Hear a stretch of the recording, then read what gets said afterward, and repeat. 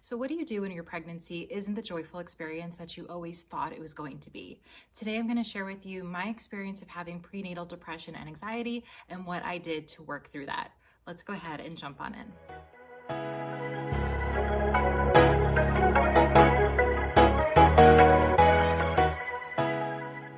Today I'm going to be sharing with you my experience of having prenatal depression and anxiety. Now, most of us know about postpartum depression. That's pretty commonly well known.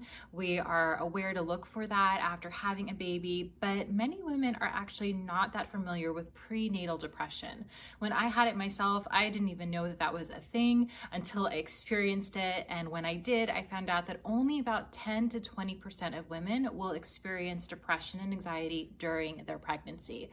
So I realized that what I'm going to share today is not necessarily going to be the majority of women's stories. This is going to be for a very small group of women out there, but I hope that it is encouraging to you because I know when I was experiencing it, I was looking for anyone who understood what I was going through. And when I heard a couple of people talk about it, like I just held on to that and clung to it, just knowing that there was someone else who understood. So I'm going to share my story with you, and maybe if you're experiencing postpartum depression, you're still going to be able to relate because I'm willing to bet that a lot of the feelings and emotions are pretty similar, and even the things to do to help yourself may be similar as well.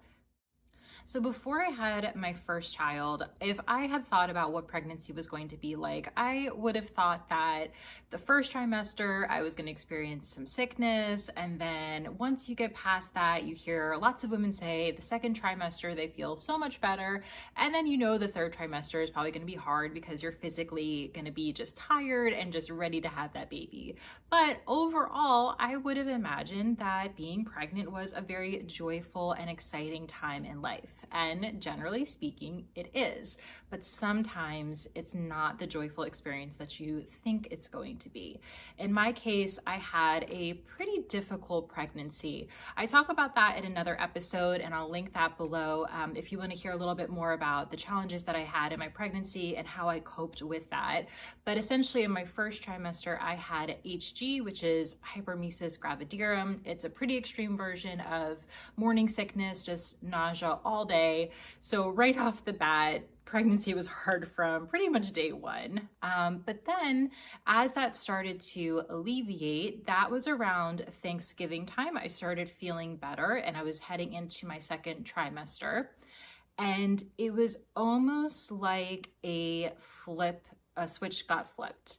I remember it very clearly, and I don't know if this is every woman's experience, but for me, it was almost like,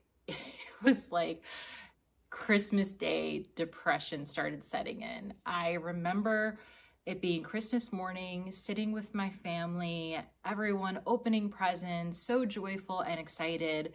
And on the inside, I was just struggling to stay present. I could just feel myself like kind of sinking into this little bit of a pit. My husband and I did not live near my family. We lived a little bit of a distance away. And I just kept thinking like, this day is going to be over and we're going to have to leave. And just this sadness was over me and I didn't know what was going on. And I kept telling myself, be present, like pay attention to what's happening in the moment. And it really just started from there. Like from there, I just kind of went down a slippery slope into this depression and anxiety that I didn't know where it had come from or what was going on. So while I was feeling physically better, my HG had subsided, my emotions were definitely not there. So I want to share with you a little bit of the details of what that was like, because I think it's something that's just not talked about enough. We have heard people talk about intrusive thoughts, and maybe we've heard a little bit about what those thoughts are, but I'm going to share with you what I was thinking and feeling so that maybe it's something that you can relate to as well. I think it's so important that we talk about it and put it out there because you need to know that you're not alone. You're also not crazy, because sometimes the thoughts you can have like really can scare you and you can think like, oh my gosh, what's wrong with me? Am I the only one who's ever experienced this before? So in my case, what it kind of played out to look like is I would wake up around 1 in the morning, sometimes 2 in the morning, and just this fear and anxiety was just over me. My mind would be racing with thoughts. And oftentimes, a lot of those thoughts were just panic that I was not going to be able to take care of my baby. And really, I started thinking thoughts like, I'm going to have to give my baby up for adoption, or I'm going to need to give my baby to a family member who can maybe take care of them until like the baby stage is over and maybe it's a little bit easier. And my mind would just be racing at night with all of these thoughts and financial concerns and physical concerns. And when you are in the moment, those thoughts felt very reasonable to me. They felt very logical in the moment. It's only now, really, in hindsight, that I can look back and think, oh my goodness, I was just like drowning in anxiety, and my thoughts were really not realistic in the least. But then when I would eventually fall back to sleep, I would wake up in the morning and getting out of bed was just a challenge, right? Like it was not easy to get myself out. But once I did, I would get myself to the couch. Now, at this point in time, I was working from home. So I was not leaving the house every day, which probably contributed to a lot of the challenges that I was having. I remember I would get on the couch and I would try to start my day off well. I would get out a piece of paper and write down 10 things that I was thankful for. I had a list of scriptures that I would read to try to encourage myself, and I would pray. And then I would grab my computer and I would do a little bit of work. Usually at this point, I would then stop and I would just sit, and I couldn't bring myself to get off the couch. I remember I would look over into the kitchen and see dishes in the sink and think, okay, that's my goal. I'm going to get up and I'm going to wash those dishes. That's the next thing that I'm going to do. And maybe 5 minutes would go by and 10 minutes would go by. And eventually I would be able to get up, go wash the dishes. And then I would think, okay, what's the next thing that I'm going to do? But I tell you this because like that's just this pit that I felt that I was in. And every day and almost every moment, it was just hard to do the next thing. It didn't take long for my husband to eventually notice that something was wrong, and he addressed that with me and was like, what's going on with you? You're not yourself. You're not okay. And I knew he was right. I didn't necessarily understand what was going on. I knew it was probably connected to being pregnant and the hormones and everything that was happening. But again, when you're in that place, it's hard to be able to explain it to someone, and it's hard to be able to really understand for yourself what's going on. Like I said, like you think your thoughts are logical. You think that the fear and anxiety and depression is what's true and what's reality. And it's so hard to have a perspective other than everything that you're feeling and experiencing at that time. But I'm grateful that he noticed it, because he was really the one who said, we need to go and we need to talk to a doctor.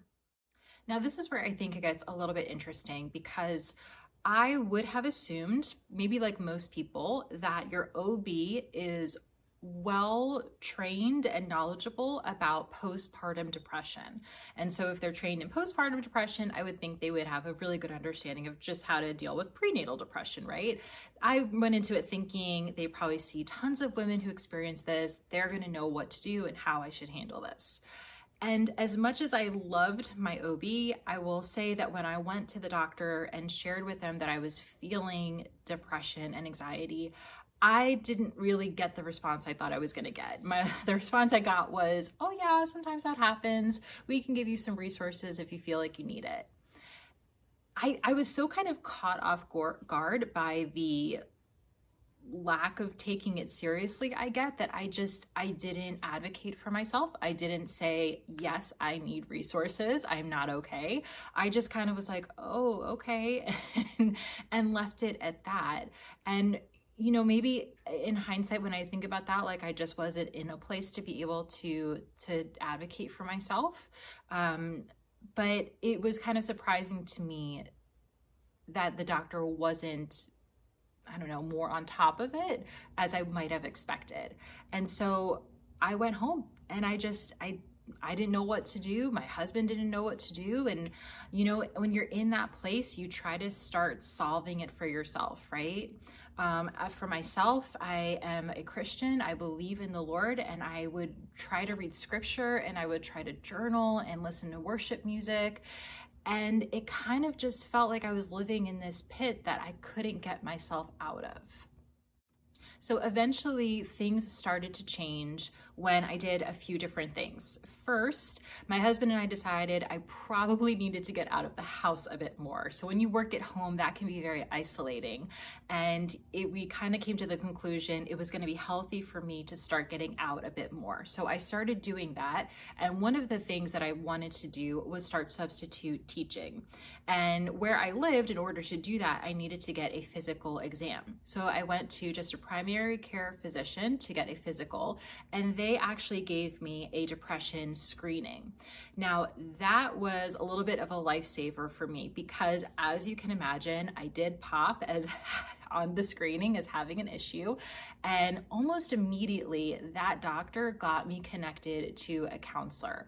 What a blessing that was for me. I don't know, I wasn't even thinking at the time of getting a counselor, and that doctor really paved the way and really did for me what my OB I think should have done for me, right? She kind of like took the reins and said, you're not okay, let's go ahead and get this addressed.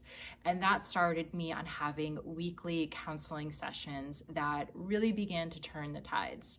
What also helped to turn the tides was getting out of the house and doing things that I enjoyed and being a part of groups and working outside of the home as well. Now, along the lines, I will say, this depression lasted definitely my entire second trimester, and it was about the third trimester when it started lifting. And that could be a combination of, as I said, getting out of the house, being in community with other people, and perhaps also my hormones were shifting and changing at that time as well. And I'm grateful that eventually I started to physically and emotionally feel better. But even still today, I look back on that time and kind of cringe a little bit about what that experience was like, because it was not the joy-filled experience of being pregnant that I would have always dreamed and wanted it to be. But if you are finding yourself in this place where your pregnancy is not as joyful as you would have wanted to be, whether because you're having prenatal depression and anxiety, or maybe there's other struggles in your life that are making it difficult, I just want you to know that first, you are not alone. Many other women have experienced this too. And second, there's no shame in it.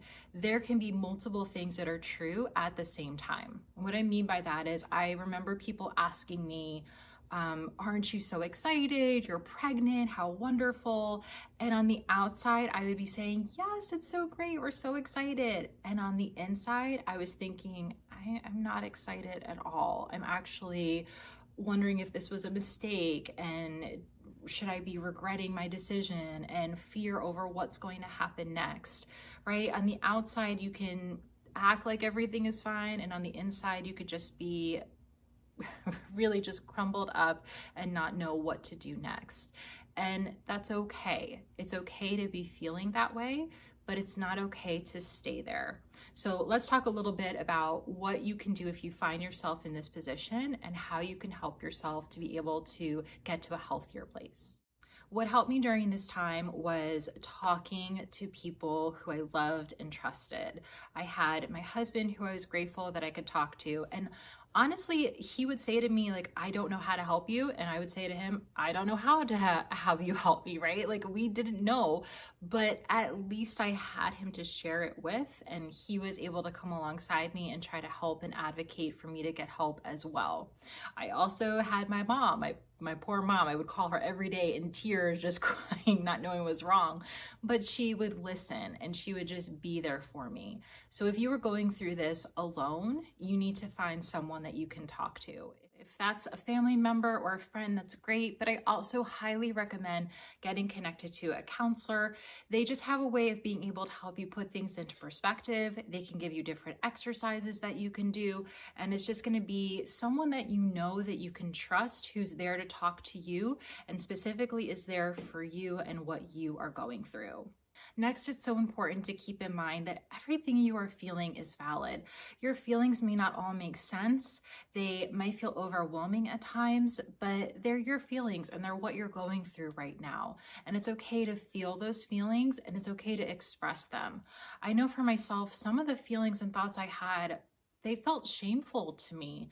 I was supposed to be excited to be pregnant, and here I was worried and kind of regretting it and not really sure what to do next, and that's just shameful, you know, when everyone around you is so excited and you're like, I don't know about this, I'm not feeling too good. You know, you just begin to feel like there's something wrong with you. And truthfully, there's nothing wrong with you. You are going through a lot right now. That's a lot of emotions. That's a lot of change that's about to happen, change that is happening. And it's okay. It's okay to feel what you're feeling, and it's okay to express that. And just know that where you are right now is not where you're always going to be.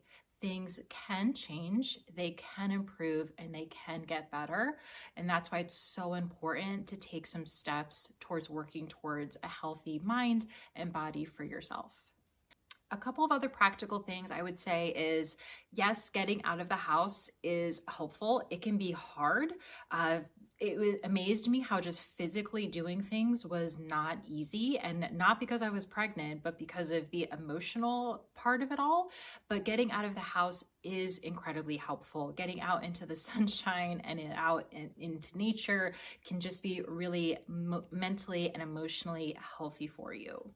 Now, I am someone who has a very deep faith and belief in the Lord. So for me, prayer and worship and spending time at church and being around other believers was also very encouraging and uplifting as well. So if that is something that applies for you, I highly recommend it. Spend time talking to the Lord in prayer, sharing your heart with him, right? Like, he can handle it.